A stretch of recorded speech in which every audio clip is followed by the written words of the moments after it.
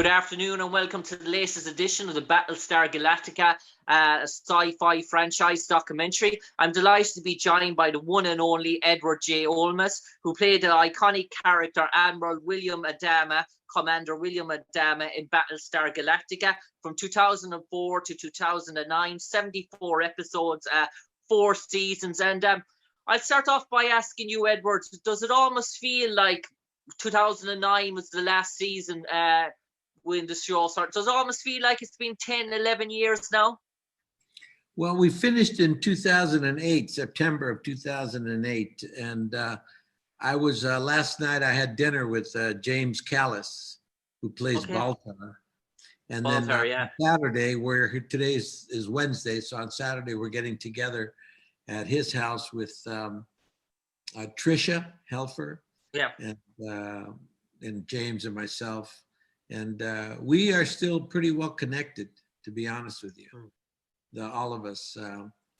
I know that you've talked to a couple of our other, some of the other characters in the show, like the Chief and Boomer and Candace, of course, Duella, and that's the Tamo Hilo, you know.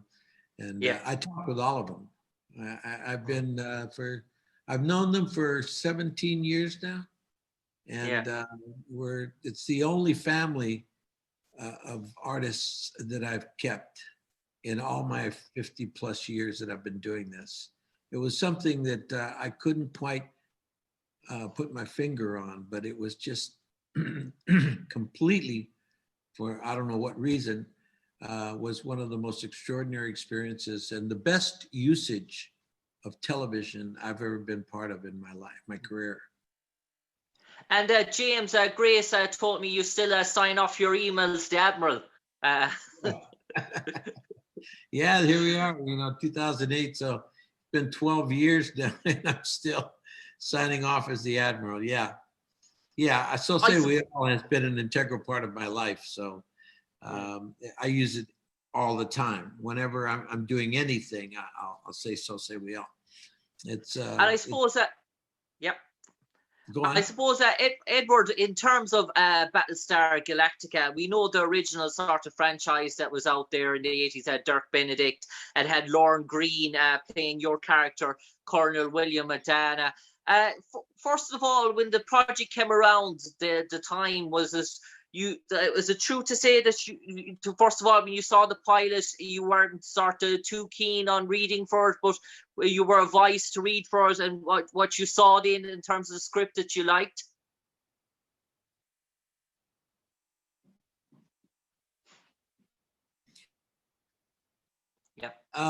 It was such an extraordinary lot of things in my lifetime, but this one was most unusual because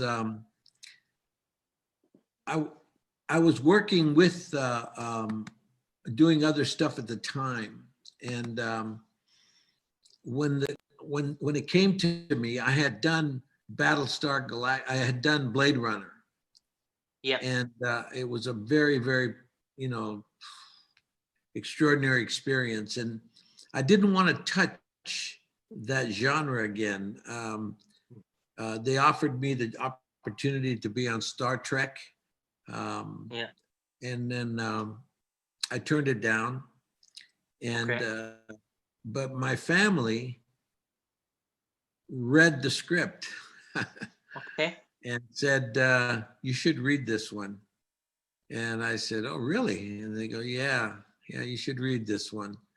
And so I took the time, and in the first 3 pages of the prologue that Ron Moore wrote before you start the script, it talked about the style, the intent, the culture that we were going to enter into, the way that he had felt and understood what he was doing, and I knew exactly just by reading the first 3 pages that this was going to be something extremely different. And I started from page 1, first scene, first paragraph, and I was stuck, and I wrote it out. And it was a pretty long script. and I didn't put it down. And when I was done, I called my agents and told them I'd like to speak with the powers that be, the producers. Yeah. And that's what they did. They called them up, and they had offered me the job. I didn't read for the part. I was they were directly. I later found out from David Icke that he was talking with the casting people and with Ron Moore and Michael Reimer, who was directing and one of the producers on the show also. And the three of them plus the casting director, they kept on saying, we want an Edward James Olmos type. And, David Icke said, well, why don't we just ask Edward James Olmos? And they said, well, no, I don't think he'd do it. I mean, he turned down Star Trek. I don't think he's going to come with you guys, to be honest with you. And that's what they said. And that's what they told me later. I mean, I didn't know that this was going on. But so when I got in there to talk with them, they really were wanting, hopefully, that I would join their forces with them. And I told them, I said, I would love to work with you on this, but it has to really be understood that what you have the opportunity to do is have the integrity of Blade Runner. You're touching a reality. Yes, it's fiction, science fiction, but you're touching a reality. And if we treat this as a reality, you will knock it out of the park, because it's so well written and the characters are so beautiful and so in depth. From the very beginning, you knew who everybody was, and you could feel them, even with the people who were doing the smallest part of the story. Had doing the technical stuff of the story, like Duella and all the kids that were just keeping us inside the world as the plot thickened. They were all defined. And so I said, the only thing I'm going to ask of you, and I wanted in my contract, I said, is that I don't want to see any alien creatures. Okay.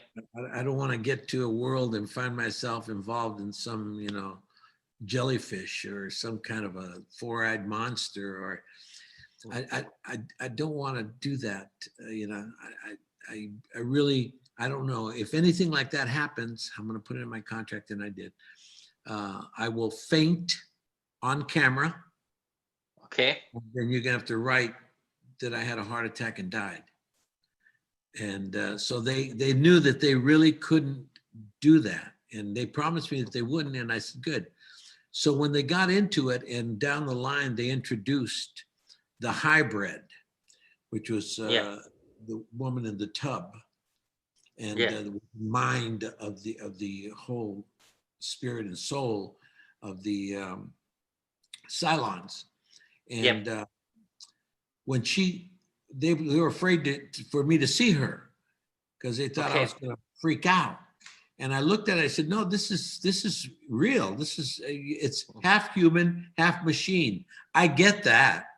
That's perfect. That's exactly where we should be at. That's perfect. And so they were very happy, took a deep breath.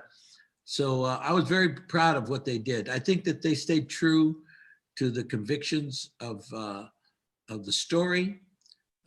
And I think that their integrity kept them so well focused on the integrity of the piece itself that I've seen it. I just been binge watching 3 seasons, which I'd never done. Okay. But doing this COVID thing, I started binge watching it from the very beginning, and I was very proud of what the world that was created, and it's very well done on all levels. And I suppose, Edward, in terms of Battlestar Galactica, its first season, it had 3 million viewers a week on terms of the Sci-Fi Channel. It was outdoing Star Trek, and in terms of its viewers, and in terms of the Sci-Fi Channel. And I suppose, did you know from season 1 that it was going to be, that you were here for 2, 3, 4 seasons? I suppose they ordered another 20 episodes after 4 or 5 episodes into season 1. But did you think to yourself this is a 2-season gig, or did you know for starting off that you were going to be in it for 3 or 4 seasons? I'll be honest with you. I've said it a couple of times in public, but when the show started, the very first day that we were all on the set was the first day we were actually shooting, the very first day. And they had done 2 scenes with 6, the Cylon 6, and Baltar. They had done a couple of scenes in his home. Then they broke for lunch and they came to the set. Before we went into to do this, I knew we were doing the So Say We All scene. Yeah. And this is it's at the end of the movie. It's when everybody's dead. We've lost hundreds and hundreds of our fellow crew members, and we had lost all of our planets. Everything was destroyed, and now we're the only remnants of humanity left alive that we knew of. And so it was a very intense scene, as you remember, the So Say We All scene. So before we started doing it, I called all of the actors, because we were all there. There was 13 of us. Excuse me. And I brought them into my trailer, and Mary was there, and everyone. We were all in the scene. Every single person was in the scene. And they didn't say anything in the scene. All they did was just, there was, you remember the scene. So anyway, I got them into the trailer, and I told them I needed to unify us so that that they would feel that they were, that they had been around me, and that we had gone through a lot already, and that they all knew me. So I brought them in, and I told them, I said, listen, my gut feeling about this, as we start to get on our journey here, it could last 1 season, I said, but my instincts tell me that we're going to go for at least 5 years. Okay. So you have to understand, for some of you that were brand new, had never done a series, had never been on, even, had done any work. There were some artists that were there that this was their first job. And then there was, some really strong character actors like Michael Hogan and Mary and myself, who had been around for decades. And but most of the kids were kind of young, 21, 27, 23. They were all starting. They had maybe done some work, but nothing like this before. So I told them, I said, we're going to go. And if this goes, it's going to go really, really strong. Don't expect any kind of accolades for this. This work doesn't hit the Emmys. It doesn't hit the Golden Globes. It doesn't hit any kind of but that's not the reason that we're doing this. The reason that we're doing this really has everything to do with the humanity that we represent, and what would happen if this were to happen. Mm-hmm. And I said to them, I said, pace yourself, because you're going to start off strong. But in the second, third season, and in the 4th year, you got to become stronger. And in the 5th year, and in the final episode, you have to hit it really, really with the best performance you've given in the entire 5 years that you did the show. That's how you have to pace yourself. This is not a quick run. This is a marathon. And to really win the marathon, you have to start off really strong, hitting it hard, and grow slowly, keeping your pace up, never dropping below the integrity and the commitment that you've given in the last episode, and keep on moving forward, because it's the show. It's the same storyline. It's your creativity and your understanding of it has to grow, and you got to get deeper and deeper and deeper. So by the third, fourth season, fifth year, you are so inside of it that you breathe, eat, and breathe it. And then you have to pace yourself so that the final episode is the episode in which it all comes together. And they all went for it, and they all did it. And I'm very proud of them. So we knew from the very beginning that we were going to go for at least a year, but we're looking at the 5-year game plan right from the very beginning of the very first day, before we took the first shot. And I suppose, Edward, I've already asked Grace and Candice about the sets on the show, but and they were blown away their initial reaction of what they saw. But I'm just going to ask you a sort of different take on it now. In terms of that, did the producers and directors show you the takes, the sets first, and asked you for opinion on them? And did you sort of approve them in terms of, yeah, I think this is right, or maybe we need to tweak bits and pieces here? Or were you involved in any in terms of the actual stage production? Did you sign off on in terms of your IQ center and stuff like that? Did somebody talk to you about this? Or did you? No, I'm just are you guessing? Curious. Yeah. You're curious. Very first day, very first moment, I'm in inside the ship. I'm walking around, and it was huge. It was all connected. It was all on one huge 2 sets. I mean, two buildings. We were in 2 studios, you know, and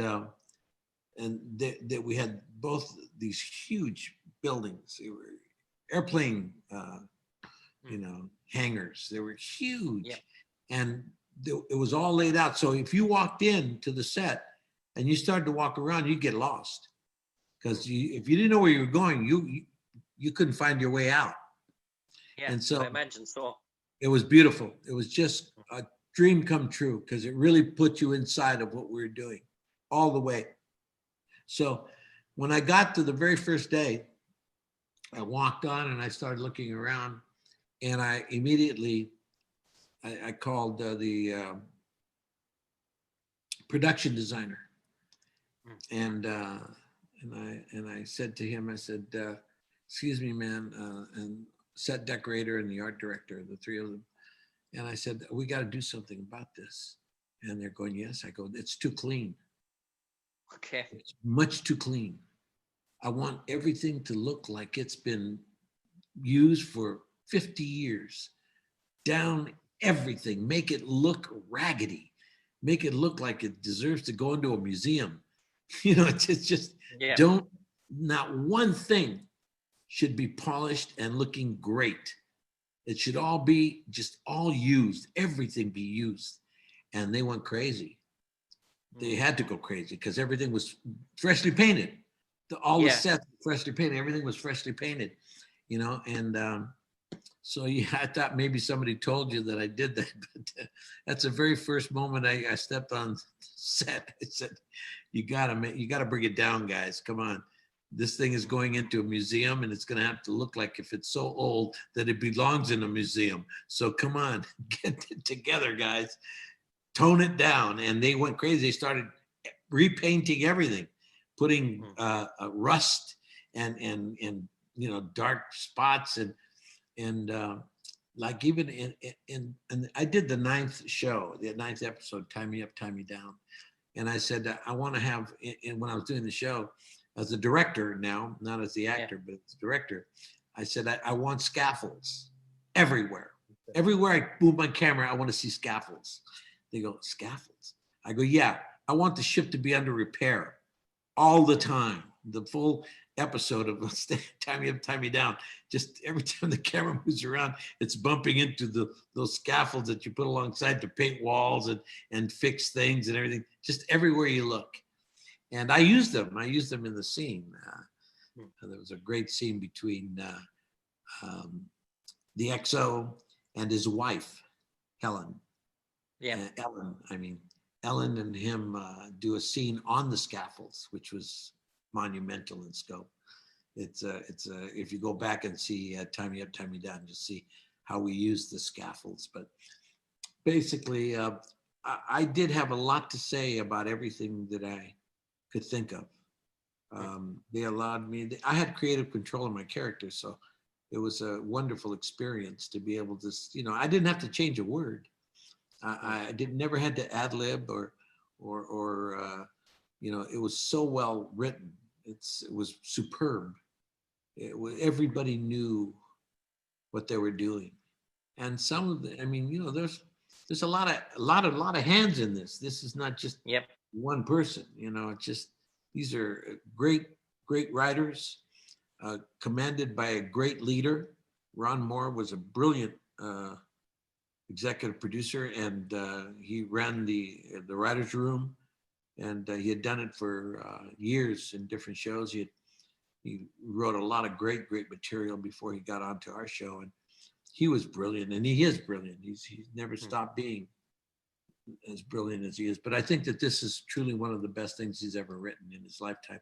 I think if you were to ask him, he's had a lot of great work, and he's doing one right now. It's really, really good, but nothing like Battlestar. Battlestar was the gift. It was a gift to the artistry of all those that attended. And I felt bad because I told the kids, as we were getting towards the end, we had another one of our meetings, and I said to them, I said, listen, it's been an honor and a privilege. I wish that this hadn't happened to you, to a lot of you, at such a young age, because now you're going to go on with the rest of your life, and you're going to be major artists because of being on this program. But you'll never, ever, ever have a feeling like this again. I've never had it before, and I'll never have it again. And Mary was crying, and Michael Hogan was very emotional also, and because we knew that we were lucky. In our lifetime, we got to do one of these familial, totally bonded, incredible story that really helps humanity. This helps humanity so much that people don't quite get it. If you have seen this program, if you took the whole journey to the very end, and there's a nuclear holocaust, you will survive. If you survive, you're going to go on and move forward and try to help bring about the understanding of humanity at this step forward. If you didn't see this program and you're in a nuclear holocaust, you'll probably commit suicide. If everybody you know, everything you've ever cared or loved about is gone, and you're left alone, like we were, you want out. You won't say, that's okay, I'm done. I don't need to do this any further. I'm out of here. But if you've seen this program, you will have the desire to keep humanity going. That's what the show is about. The show is to traverse the most difficult understandings of life, and they put us through it. I mean, it's ugly. This was a very difficult psychological show, and we took it as, hey, it's a television series. But for a lot of people that took the journey, they went all the way, and they had to think about everything: right to life, right to choose, the whole understanding of their entire species eliminated by robots, things that we created, technology that we created came back to kill us. And we're going through that right now, right this moment. We are experiencing it as we live through the pandemic. People say, well, what do you mean by that? I mean, I'm not going to say, because there's too many conspiracy theories going on right now, that this pandemic was man-made. But that doesn't matter. It happened. And now it's ravishing our existence. And if we don't get control of it, it will eliminate us. And it's, the little microbes, the germs. And we here in the United States of America, today is November the 11th. 11th. Yeah. And of 2020. And in the United States of America, more than 10 million people have have got contaminated with this, have gotten the virus, been infected. We're averaging over 165,000 people per 24 hours are contracting it in this country at this moment today, right now. And over 200 and close to 250,000 people are dead. And this morning they were talking to a couple that lost their 5-year-old baby. You know, and it's very tragic. I lost 2 of my cousins. 2 of my cousins are dead. And my sister almost died from it, and my niece. And I take it, this is really serious. I've been in quarantine now for since February. Here we are in November. And our government, which thank the Lord has been changed, and there's a whole new world coming into now with the turnover of the government to another president. It'll help us. It'll help the planet. I tell you right now, the planet should be very happy that the president that we had, Donald Trump, is gone. Yeah, they should really be happy about that. I mean, I'm so proud of the fact that we voted him out. I can't even tell you. And it's been a tough one. He got 71 million votes. Biden got 77 million votes. That's more than, I think 82%, 83% of the voting population of this country voted. And I think when they're done, they might even step up another notch or so. Edward, if I can talk to you about, I know Jamie Barber was your sort of son on the show who played Lee Adama, but it almost felt like your child on the show was Katie Sackhoff, Cara Trace, Starbuck, the chemistry that she had. And I suppose you mentioned breakout stars from Battlestar Galactica that would go on to do great things and big things in the movie industry. And obviously Katie is the person that jumps to mind, is how her career has transformed into a mega star in terms of worldwide, and all the productions she's been in since her career has gone through the roof in terms of trajectory. Did you always knew from the first time did your first scene with Katie Sackhoff that you were dealing with a future star, a future real a person that had the ability to go far in the industry? Yeah, the placement of those kind of the idea of stars and that whole understanding is it. To me, she was a consummate artist. So she was going to, if she chose her work well, and we talked about this. We talked about this a lot. All of us did with each other, because I was like one of the elders. So they would come to me and ask me, my advice. And to this day, they still do. And, but, they have all gone on to do great work. They were all consummate artists. And some were given a bigger opportunity because of the situations that they found themselves in. Tricia Helfer, Jamie Bamber, Katie Sackhoff, Aaron Douglas, James Callis. Of course, Mary McDonald's had her own shows before and after. And, but I will say that Katie, from the very beginning, she was like 22 years old when we did our first. Wow, she's young. She was really young.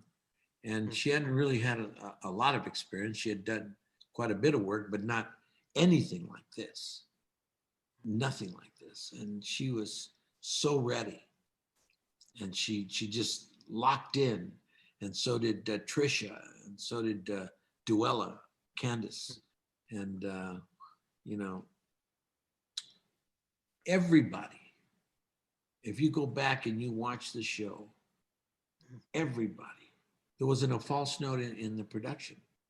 Even the extras in the background, amazing, so everybody committed to that world. And for me, when I was watching it, when I was binge watching it, I said, this really happened. This was a documentary. This was not a fictionalized dramatic show. This was a documentary. These people experienced this. And that's what I felt. And I said, that's a good feeling to have. This is the documentation of human behavior inside of the situations that they placed us in. And I was very grateful for that. And I suppose, Edward, Edward, you had one connection. You had one connection from the original Battlestar Galactica show, and that was Richard Hatch, who played the character Tom Zarek.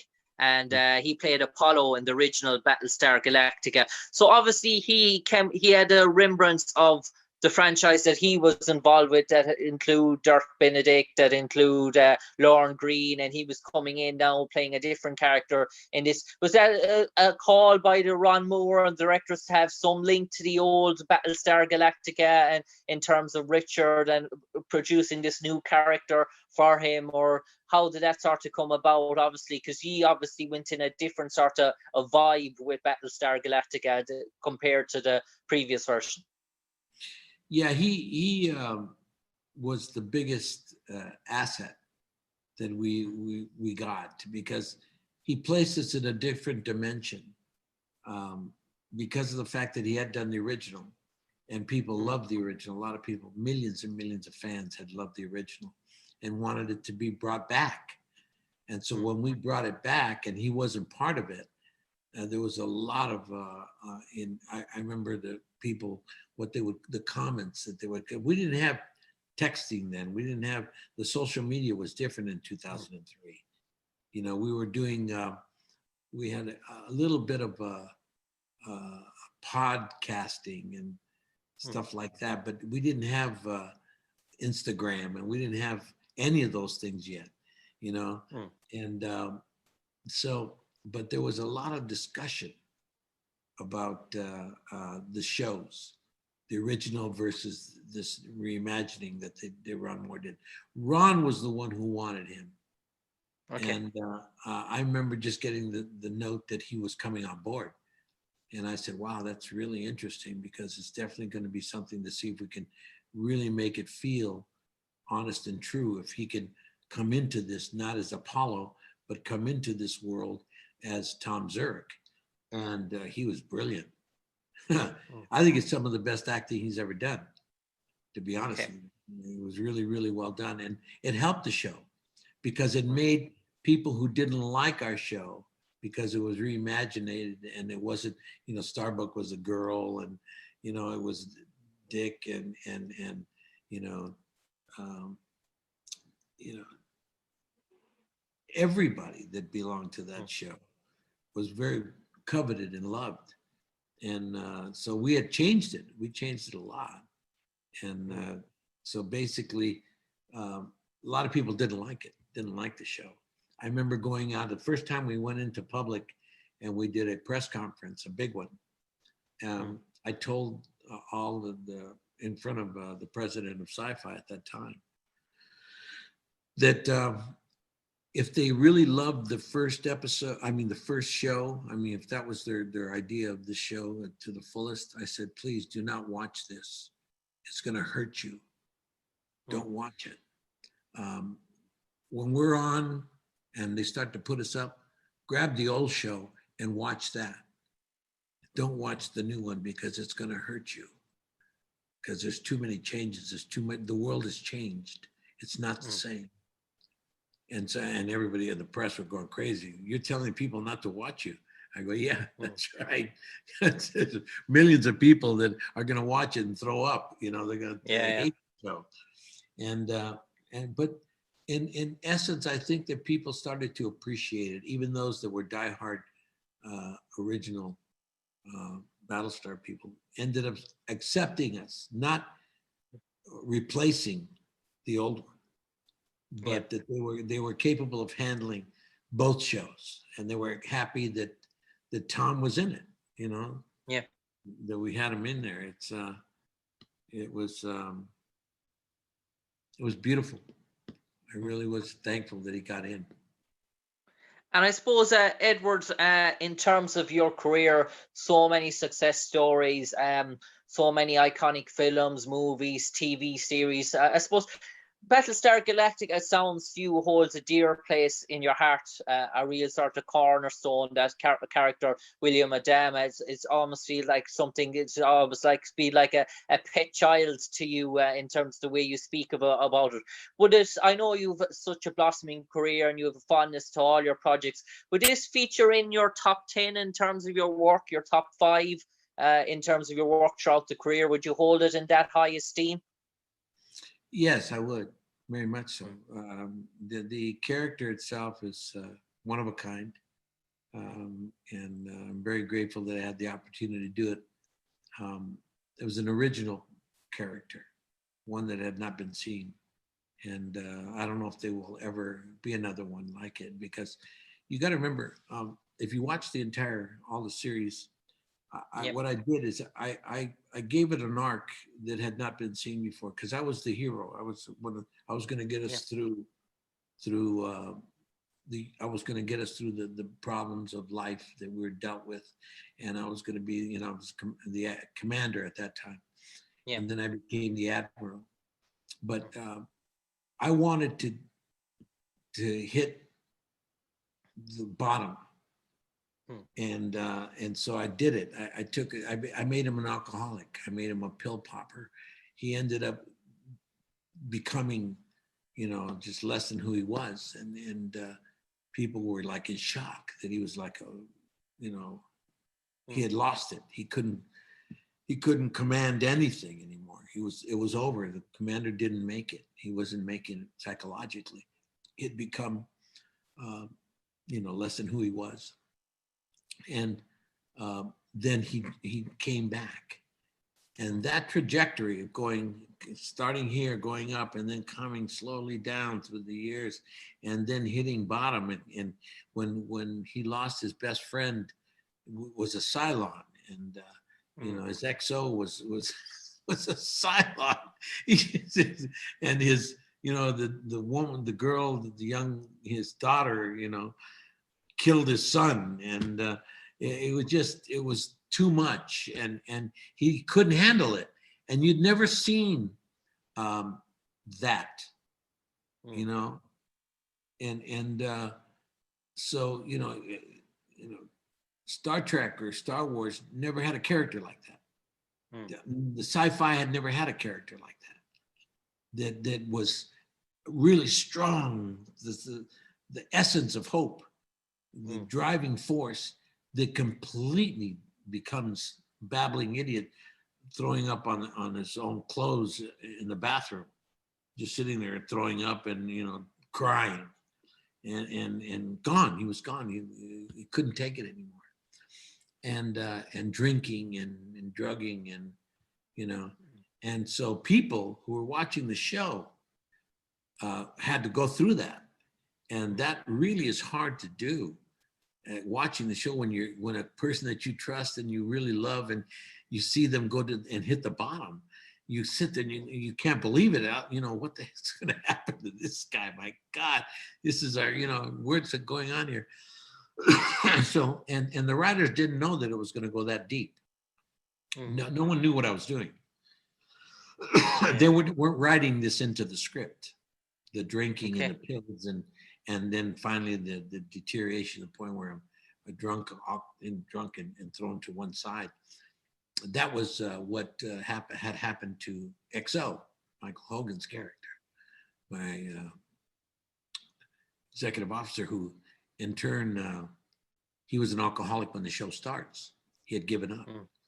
And so when I came back, he came back with such a tremendous understanding of himself, and everybody was so happy on the show that the character had come back the way he came back. And of course, at the end, he brought them all to Earth, and he found Earth, and they go off and they become who they became.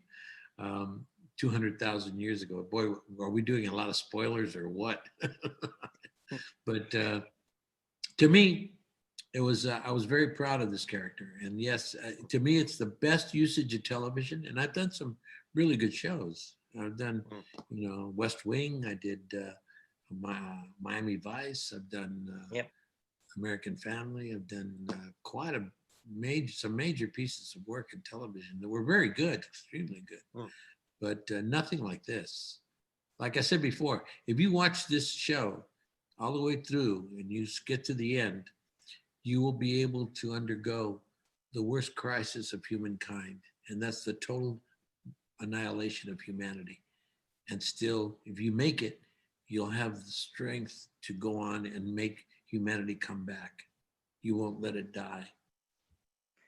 And I suppose, Edward, I've kept you on long enough. I'm just going to finish off with a one final question for you. And I suppose you spoke about your character there, but I'm going to sort of pitch it for you to try and narrow it down in this sort of question. A hard thing to do, a difficult question to round off, but a fairly good one.